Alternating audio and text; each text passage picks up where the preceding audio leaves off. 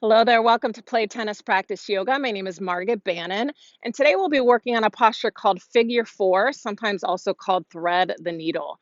So this posture is very beneficial for what my teammates and I would affectionately call tennis butt when you've been working hard on the court and you're a little sore through the backside, but it's also very beneficial for the low back as well.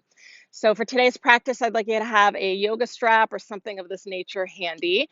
And with that said, I'll go ahead and show you how this is done. If you enjoy the video, please give it a thumbs up and subscribe to my channel for videos every Tuesday. So as you can see, I'm lying here on my back with my knees bent and my feet flat to the mat.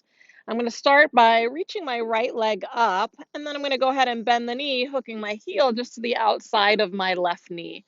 I'd like to flex my foot here a little bit, and then I'm going to use my belly strength to draw my left thigh in towards the chest. So this is where you're going to discover if you want to interlace the fingers behind the thigh, or if you find that your shoulders are hiking up excessively, if you feel too much tension in that right hip, you might use a strap to make that very same connection. So do what you need so that you can be reasonable in your approach to the posture. I also like to see that my left knee is in line with my left shoulder so that my pelvis feels a little more even side to side against the back of the mat. And as I breathe and as I exhale, I might find the opportunity to draw that left thigh in a little closer. However, I never want to force. Your breath is generally a good guide as to whether or not you're doing that.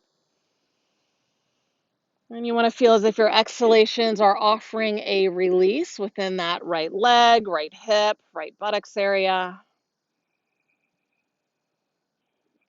And then once done, you can let go. You can slowly lower that foot down with control. Maybe you reach that leg upward once again just to release it out. Foot comes down. Maybe you take a breath just to let go of any tensions you might have been holding on to from side number one. And now let's approach this for side number two. Let's go ahead and reach the left leg up. Let's bend the knee. Let's hook the heel just to the outside of the right knee. Again, you'll gently flex the foot, toes draw in towards the shin a bit. On exhale, draw that right thigh in towards your chest.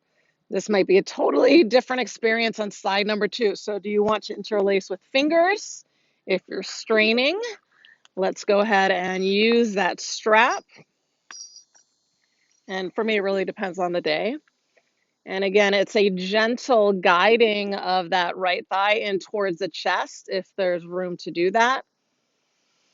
And as I breathe into the release of the left hip, I also want to relax areas that don't need to be working here. So that might include the shoulders, the neck, the jaw.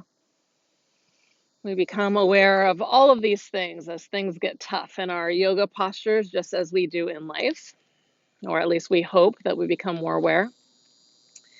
And then after we've held this, maybe 6 breaths, maybe 30 seconds, could be longer. I let go with my hands. I slowly lower the foot down. Maybe I reach this leg up. Again, offer a little release. Foot comes down. And if you'd like to even things out, sometimes I would bring soles of feet together and let knees splay open in what we call cobbler's pose.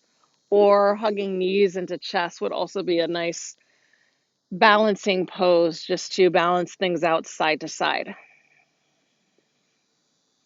So there you have it, the figure four, also called thread the needle pose. Let me know how this feels for you. And if you enjoyed the practice, please subscribe to my channel, Play Tennis Practice Yoga, for videos.